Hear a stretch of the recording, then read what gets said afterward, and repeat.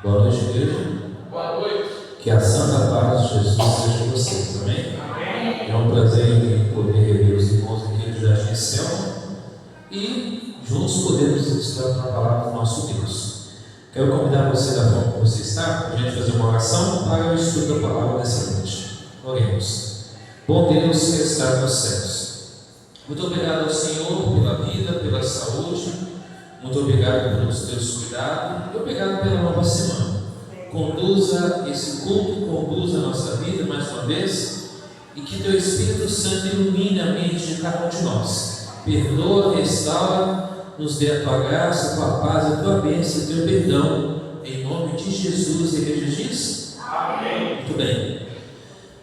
Hoje eu quero falar sobre as escolhas da vida. Quando eu falo de escolha, o que vem à sua mente? Porque a gente faz tantas escolhas no nosso dia a dia. Por exemplo, eu escolhi estar com vocês aqui essa noite. Poderia talvez estar em outra localidade, poderia estar fazendo qualquer outra coisa. Ou você mesmo também poderia estar fazendo outra coisa também. Mas escolheu estar aqui na casa do Senhor. Porque nós temos uma meta, um algo a alcançar. E quando fala sobre escolhas da vida, cada um de nós faz escolha todos os dias. Escolha quando levantarmos pela manhã, se vamos trabalhar ou não, se vamos alimentar ou não, se vamos tomar banho ou não, e etc. Mas na vida sempre fala de escolhas. Abra sua Bíblia, por gentileza, no livro de Marcos, capítulo 4. Marcos, capítulo 4. A partir do verso 35 até o verso 41. É uma história conhecida que se repete nos evangelhos, tanto de Mateus, Lucas e João também, acredito, em algum momento. Mas, quando se fala de escolha na Bíblia, a gente tem diversas escolhas. Se formos analisar as escolhas da vida, a gente tem ali, desde Adão e Eva até os dias de hoje, o ser humano sempre está fazendo escolha. Quando Deus criou tudo perfeito, colocou o casal lá no Éden para que pudesse cuidar de tudo. Mas um dia o inimigo que foi criado por Deus, na verdade foi um anjo perfeito, mas o pecado começou no céu. Então o inimigo fez uma escolha, a escolha de levar os anjos a acreditar no seu plano inflamável. Depois veio para a terra e agora leva diversas pessoas ali entre o casal, Eva e Adão, a fazer uma escolha. Imagina um animal que não falava, a serpente não falava. Agora imagina agora um ser que era amigo de Deus, virou inimigo de Deus, inimigo do ser humano e inimigo nosso. Incorpora na serpente, fala para Eva: coma do fruto e você vai ser igual a Deus. Essa foi a escolha que foi desencadeando uma sequência de coisas erradas na terra. E quando a gente chega nesse livro de Marcos, capítulo 4, quero dizer boa noite também a todos os amigos do canal Voz Ativa também, sejam bem-vindos, que a graça e a paz de Jesus seja com vocês. Aqui em Marcos, capítulo 4, versos 35 a 41, conta a história de Jesus. Estava onde? Estava dentro de um barco, dormindo tranquilamente. Mas como que estava o mar? O mar estava calmo? O mar não estava calmo, o mar estava o quê? Agitado. E Jesus estava o quê? Dormindo, os discípulos acordaram. Me acompanhe na leitura aí, Marcos capítulo 4, verso 35 e diante. Naquele dia, sendo já tarde, disse-lhe Jesus: passemos para o outro lado da margem. Ou seja, Jesus estava cercado de pessoas. E agora fala para os discípulos: vamos passar para o outro lado da margem para a gente ter um pouco aqui de sossego. Verso 36. Eles, despedindo a multidão, o levaram assim como estava, no barco, e outros barcos seguiam. Pergunto para a igreja: nesse contexto aqui, as pessoas não deixaram Jesus tranquilo, porque queriam ouvir mais de Jesus, queriam saber mais dos seus milagres. E agora no verso 37 de Marcos 4, diz assim: ora, levantou-se grande temporal de vento, as ondas se arremessavam contra o barco, de um lado para o outro, do mesmo modo que já estava a encher-se de água.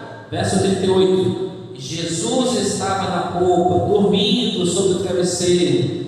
Eles despertaram e disseram: Mestre, não importa que perecemos.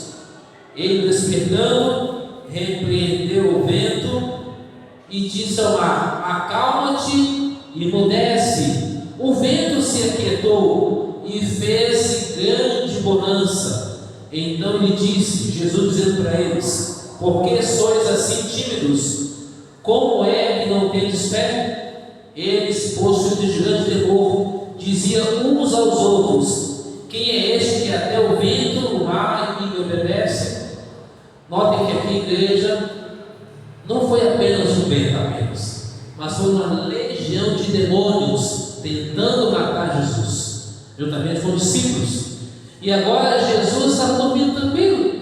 E quando eles estavam preocupados: Senhor, o Senhor vai acordar, o Senhor não se importa que vamos perecer nessa água?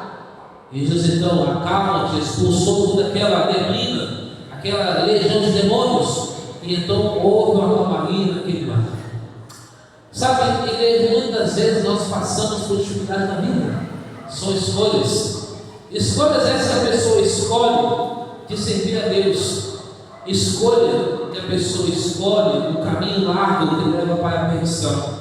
Porque o caminho estreito, que é Jesus Cristo, significa renúncia, significa entrega, significa submissão a Deus. E muitas vezes o ser humano não quer isso. E você se pergunta hoje: cadê os nossos amados amigos e irmãos na fé? Deus sabe de cada um. As escolhas que cada um escolhe agora, ela pode refletir para a vida ou para a condenação. Portanto, as escolhas da vida, ela leva o ser humano a escolher coisas. Por exemplo, em termos de experiência de um pastor nosso, que foi jogador de futebol nos anos 90, ele jogou pelo Cruzeiro, Esporte Clube de Minas Gerais, e o pastor Helder chegou até a jogar pela seleção brasileira na Sub-20, naquele ano de 1991, foi vice-campeão mundial, mas escolheu servir a Deus.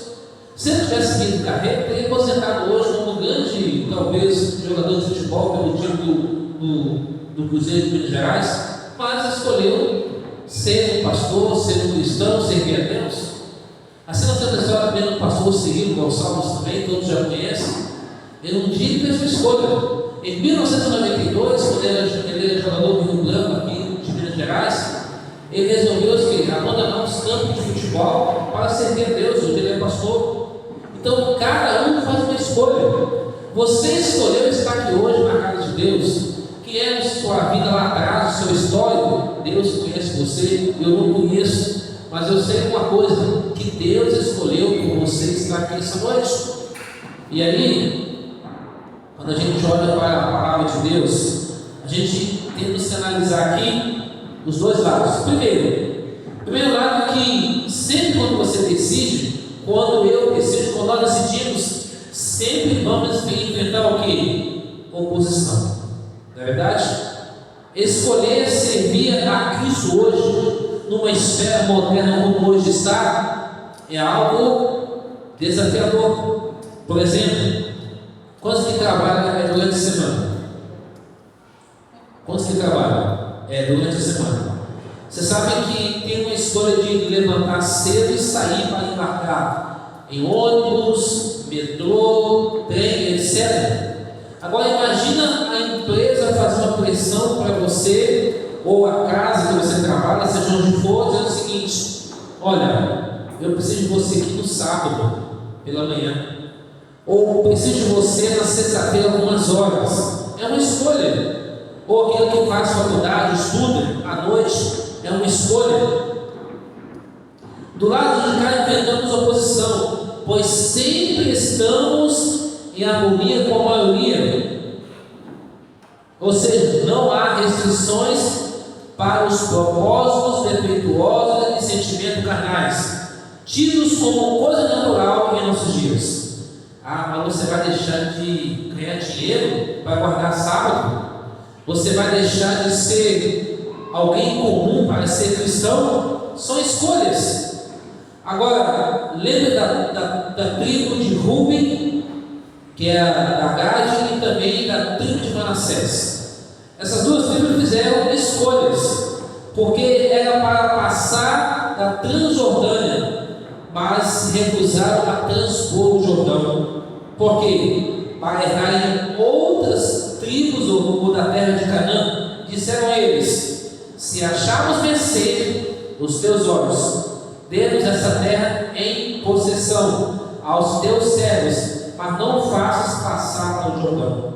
Números 32, verso 5. Ou seja, Deus deu a ordem para eles seguirem o povo de Deus, mas eles não quiseram continuar na mesma vida.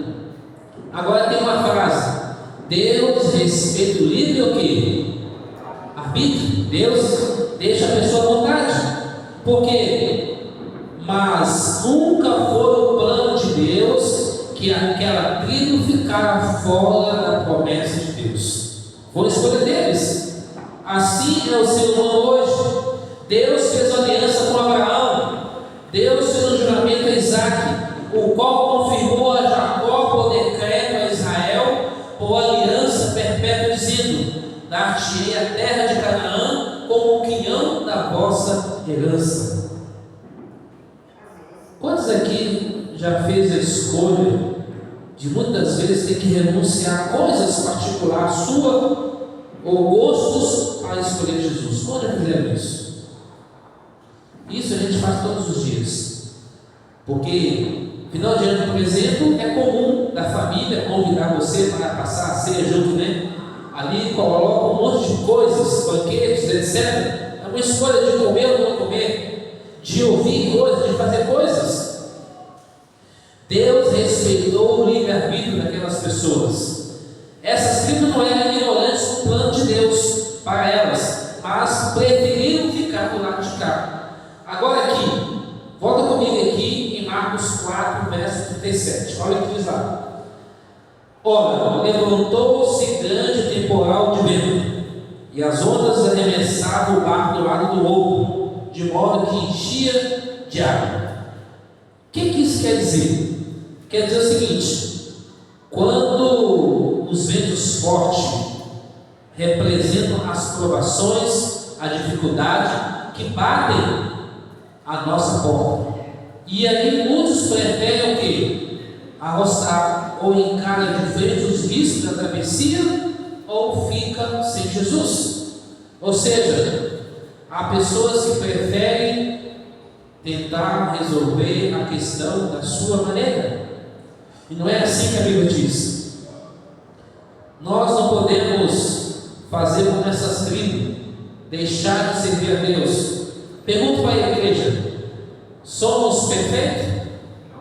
Não, todo mundo é imperfeito, mas há pessoas que confiam em líderes espirituais. O meu pastor, meu líder, será que ele é um tipo de super-herói espiritual? Também não.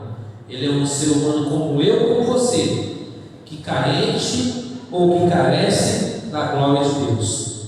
Muitos da igreja hoje conhecem a plena vontade de Deus para com eles, pelo seu surdo depostam permanecer ao lado de cá, mas não desfrutam de uma comunhão perfeita com Deus. Por quê?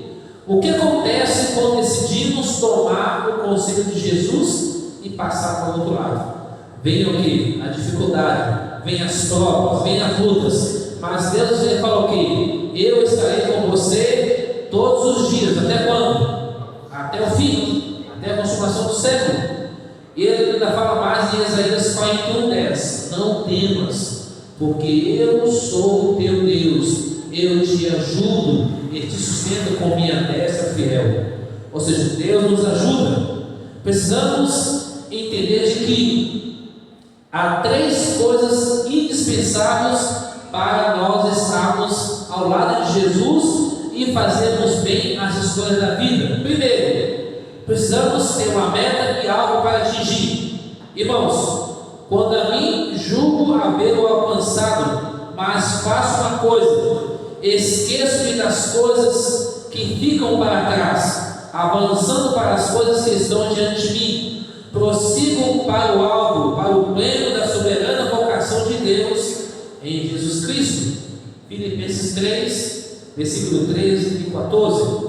O apóstolo Paulo diz claramente que não se detinha ao olhar para as milhas que havia já navegado, mas o que importava era atingir o outro lado.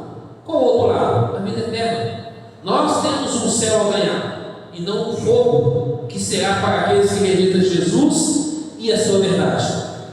Passar para o outro lado não é uma decisão momentânea, mas um propósito para a vida inteira.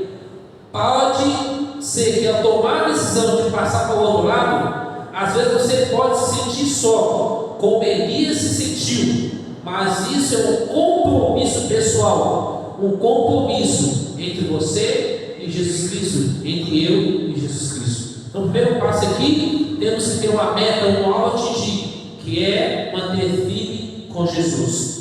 O segundo ponto é a perseverança. A Bíblia diz: aquele que perseverar até o fim, esse será o quê? Será salvo. Diz Mateus 24, verso 13. Na estrada da vida, encontramos pessoas que dizem: eu fiz até o terceiro ano da medicina. Pergunto: fazer até o terceiro ano de medicina se dá o título de médico? Não. É necessário terminar os 5 anos ou 10 anos completos. Outra pessoa pode dizer o seguinte: olha, eu fiz até o segundo ano do colegiado, mas não concluí. Ela concluiu o segundo ano do colegiado? Também não. É necessário terminar o ensino médio completo todo. Em todos os segmentos da sociedade, vamos encontrar pessoas que um dia tiveram um alvo, mas faltou o quê? Perseverança para atingir. Quantas pessoas que você já conheceu, já foi nessa igreja, que hoje não está mais no nosso meio? Quantos conhecem? Essas pessoas que vocês conhecem, elas desejam voltar para a casa de Deus? Percebe? Eu fico pensando o seguinte: e nós que estamos aqui? Se não tomarmos cuidado, é um perigo. Se sair agora dos caminhos de Deus, com a modernidade que está, talvez a pessoa nem volta. Muitos cristãos se propuseram abandonar o lado material da vida e passar ao lado espiritual. O que acontece? Fracassaram, tropeçaram nos obstáculos inevitáveis a todos que se propunham atingir o alvo da cruz, que é Jesus Cristo. Agora, o terceiro e último ponto: é necessário ter fé. Abra sua Bíblia agora em Hebreus capítulo 11. Deixa Marcos aí, a gente vai voltar para Marcos. Mas lá em Hebreus capítulo 11, é um texto conhecido de mim e de você. Hebreus capítulo 11, verso 6.